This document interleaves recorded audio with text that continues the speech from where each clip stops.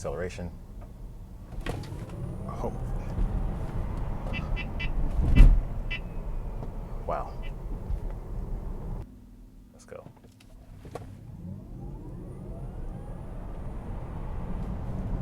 Wow. 70 miles an hour. And it felt, oh man. I could feel the blood pulled out of my head. So, man.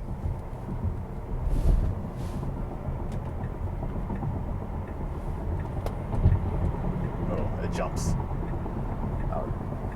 There's no kick down needed. Oh. Okay. For a second, if you did your right foot like this way, it's gonna respond just like that. I mean, it's like, wow. I mean, I couldn't believe how that was quick. You got to be aware of other people, because with the motorcycle, it accelerates fast. People don't expect it to go, and people just look once or twice and they pull out of places. If I were to do an acceleration test, that Escape wouldn't have seen me coming. I mean, I'd be honest with you, they wouldn't see me coming, and it would have been a close call. You have to look at the plan.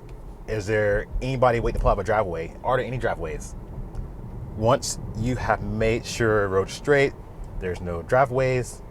I think for cars that accelerate in under like 4 seconds, 4.5 seconds or less, I think people need to be more aware of when and how they accelerate, because you can put yourself and others in danger, even though it may not be our fault. It could be their fault. But then these people aren't going to know. They might see a Tesla way down the road. They go look left, look right. They pull out. Bam, they're right there, because you have covered so much ground and the people just don't. The anticipation isn't there.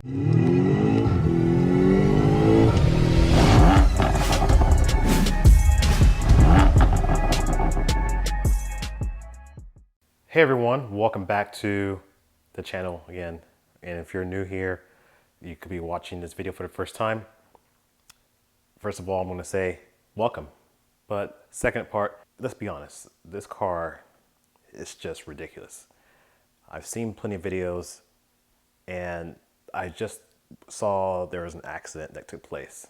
This accident took place in, I believe it was Palm Harbor, Florida, October 14th. It bothers me a lot. And I gotta say, there's fast cars out there.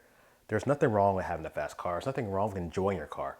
I mean, I like fast cars, and you see my videos. If you have seen my videos, I do speed a little bit. I do enjoy it, having to enjoy the acceleration and punching on the streets. But I think with that comes responsibility. You have to be responsible, and you gotta see it. This X5M is tuned. It's probably somewhere around the neighborhood of mid 600 horsepower, 650 horsepower ish. And then you have, of course, the M3 over here, which is a lot faster. The M3 is about 500-ish horsepower, but it's lightweight. I think it's trap speed in a quarter mile is about 124, 25 miles an hour. 30, 60.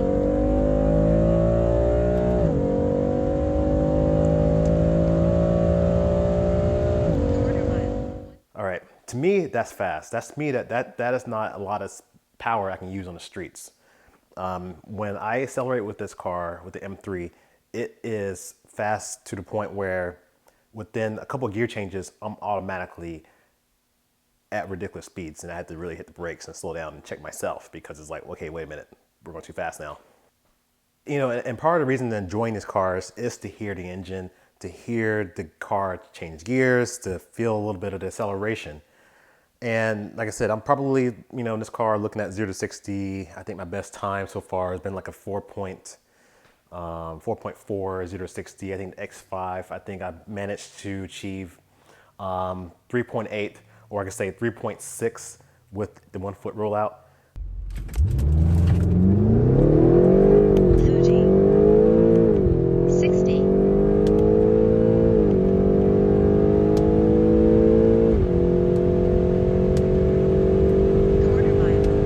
Responsibility that needs to be with these. And this would lead me back to the accident on October 14th. Tesla Plaid Model S. And this Model S was traveling over, I think they said about over 120 miles an hour. Okay. What bothers me more is 120 miles an hour in a residential neighborhood. Okay, this is a street where, like I said, I think residential neighborhood where the kids play. My kids ride their bikes. All right. I never whatsoever speed in a residential neighborhood. Matter of fact, I'm the one, I feel like I get aggravated when neighbors feel like I'm driving too slow. Okay. That's a whole other topic on its own, but I think it's just ridiculous. Okay. Now, everybody makes their own judgments. I'm not going to say every fast car out there is bad for everybody else and everybody's responsible, but a car like the Tesla Plaid that can pick up speed to hit 60 miles an hour in less than 2 seconds is just not appropriate for someone, especially for someone who doesn't know what they're doing. And most of the Tesla buyers out there are going to be the people who just wants a car, who wants to be, hey, I want something that electric car that has some luxury into it. Electric car that is decently quick. Oh, you get the base Model S, 3.10 to 60. That's fast enough as it is. You get the performance. Hey, spend a little bit more, you get a little more performance out of it, 1.9. So you think about it, that's a lot.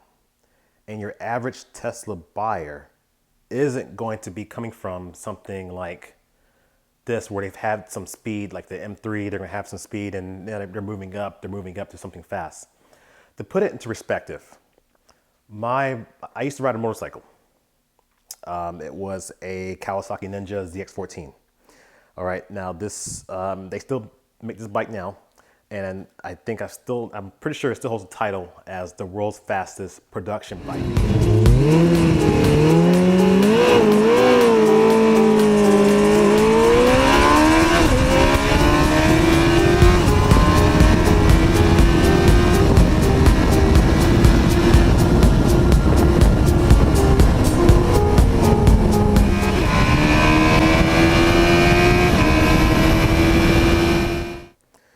Okay, now this bike was fast. I had to use a lot of responsibility using the power on this bike because even just a quick acceleration, I'm well over 100 miles an hour. And I could be like a missile hitting something and I could kill myself, kill someone else, and you think about the responsibility. But obviously when someone's buying a motorcycle, they're knowing the kind of speed they're gonna get. They're knowing, okay, this is what happened. And like I said, there's irresponsible motorcycle riders out there, but most of them are gonna be doing the tricks and the things like that, and they're gonna get themselves hurt. Usually is one person accidents, but what I'm trying to get at is that motorcycle quarter-mile time from me, an average person, not a professional, was about a 10-second quarter mile, and my trap speed, meaning the speed traveling when I reached the quarter-mile mark, was about 145 miles an hour. For a motorcycle, a fast production motorcycle. There was no car out there that can keep up with me.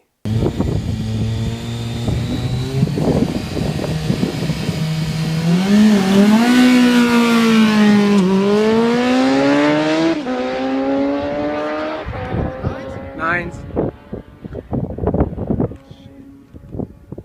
10-2, 145. Nothing at the time. Now I watched a video from Edmunds, and they compared the Suzuki Hayabusa and of course to the Ninja ZX14R, and each time that Tesla matched, if not beat, those bikes. And this is a car.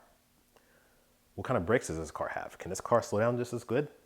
At least a bike can. It's lightweight. You left the gas and it just immediately is slowing down because of the lightweight.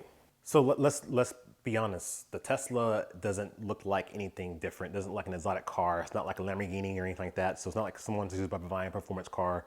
It's just an average person who probably thinks, hey, you know what? I want to be king. I want to be like the fastest person.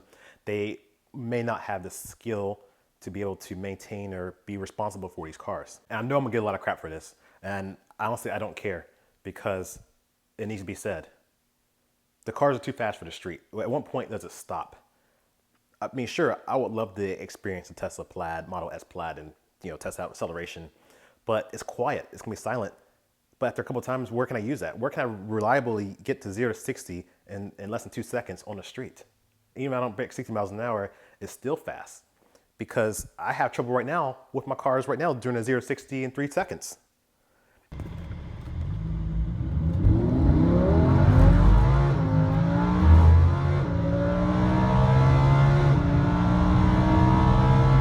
So you got to think, people aren't going to notice it. There's dangerous things that are going to happen.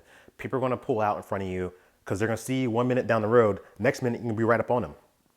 And as a motorcycle rider, we have to be more proactive and anticipating those things. And that's something that comes along with achieving that endorsement on your license, is going through a course, and if not, reading a manual and knowing those things. When you buy a performance car, like I say, even the M on a BMW or an AMG or a Mercedes or any one of those exotic cars, most likely you are offered a class. You're offered a course, some type of performance course to help you achieve or learn the skill to handle the power. Last time I checked, there was nothing out there for the Tesla that offers it. It's just like, here's your keys, or here's your card and your app. Go ahead, have fun. And I mean, honestly, I can't really blame the people because what do they know? This could be their first fast car ever, and then they're automatically getting 1,000 horsepower vehicle. And like I said, you give it to your buddy and let him drive it, and next like I said, he kills people. Like this is one accident I'm talking about. I'm telling you guys, there's gonna be more. Once the car becomes more and more public, there's gonna be more of them out there. With the speed, there just needs to be more responsibility. If you're seeing this video for the first time and you're considering the Tesla Model S Plaid, I want you to really think about taking a course to learning something if it's your first fast car. If it's not your first fast car, then you probably thinking I know what I'm talking about, or you probably say, you know what, I got it. And like I said, there's some stuff out there I see. For example, Brooks on drag times. I mean, I'm not gonna say like he doesn't know what he's doing and he's irresponsible. He has plenty of fast cars. Most of the races on the track, even his street races, are in nice areas where there's no traffic, no places where people can pull out in front of him. He has the open area and he chooses when to use that power. But a residential neighborhood, or somebody just say, hey, look, let me give you a ride with my friends. I've seen, even before the Plaid, I've seen in neighborhoods, these Teslas, these P100Ds, whether it be the X or the S, and I've seen people just giving these people rides, their buddies a ride at their house. And I've seen it where they're just zooming through the neighborhoods and people don't hear them coming. So you not even hear them coming, they're just on you in no time.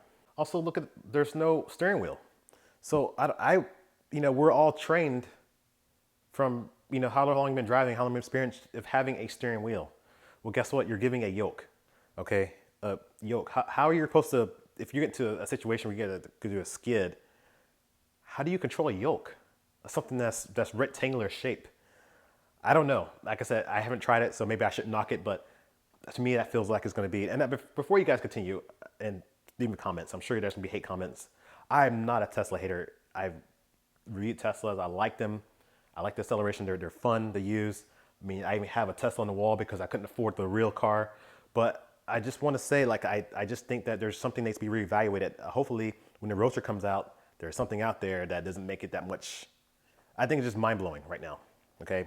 We're gonna have people out there just driving just way too fast. And even if you got a fast gasoline car that can match the Tesla Plaid, which I think highly unlikely see it out there, but there's a difference in perception. And even the Model 3 Performance that I've driven, or the P100D that I've test drove, the perception of acceleration is way different than what you experience in any of the gasoline cars.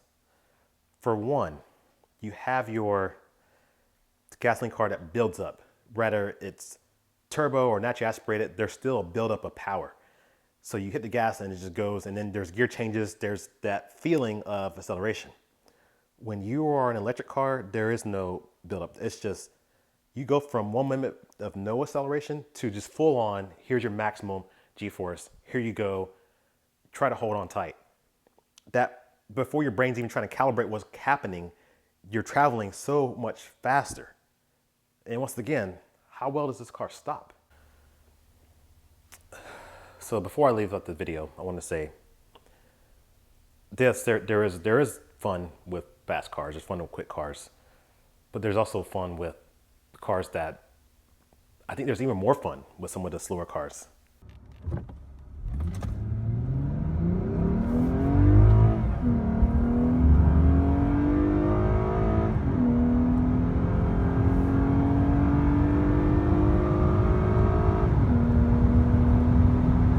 Because you can hold your foot to the floor for a few seconds. You know, like I said, even if I held it to the floor for like 4 or 5 seconds in these cars, I'm at 60, 70 miles an hour. You know, 10 seconds, maybe, you know, 90, 100. But the Model S, in 10 seconds, it is at 150 miles an hour, which is these cars' top speeds. Like, these cars reaching top speeds faster than I can't really comprehend. So, leave me a comment and tell me what your thoughts are. If you experience Tesla Plaid, tell me what you think. Tell me if this, can you really reliably enjoy this power on a day-to-day basis?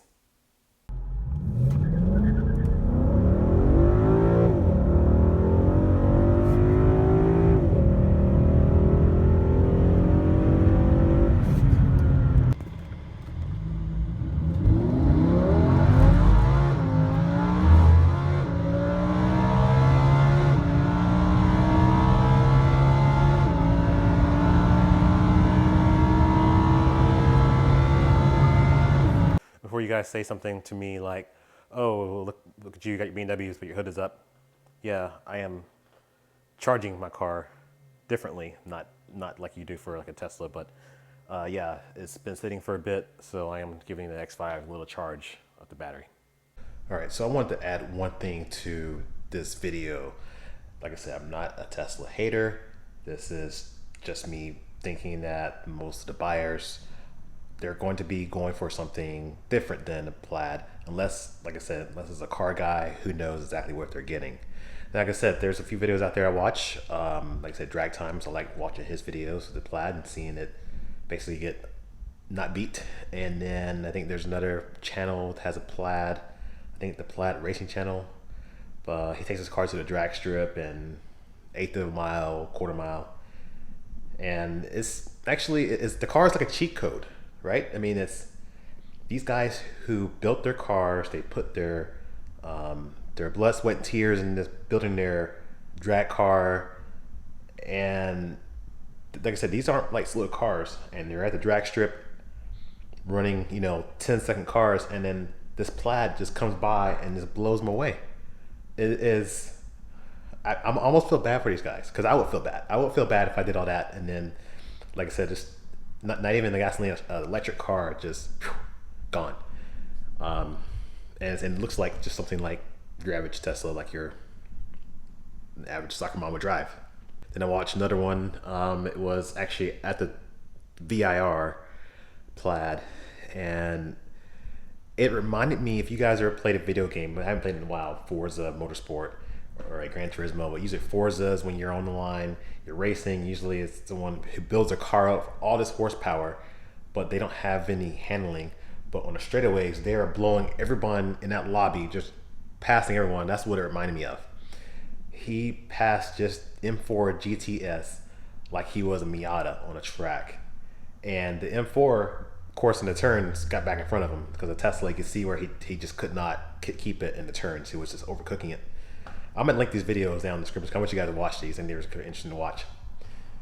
But just overshooting the turns, you can tell where he's at the max. And now I'm assuming the car is just stock brake, stock tire, and this M4 is built for the track. And straightaways, he just kills them, and then the M4 comes back around him. And I said that's what I do with my M3 to the Miata. Except Miatas usually don't catch back up to me, but I don't know.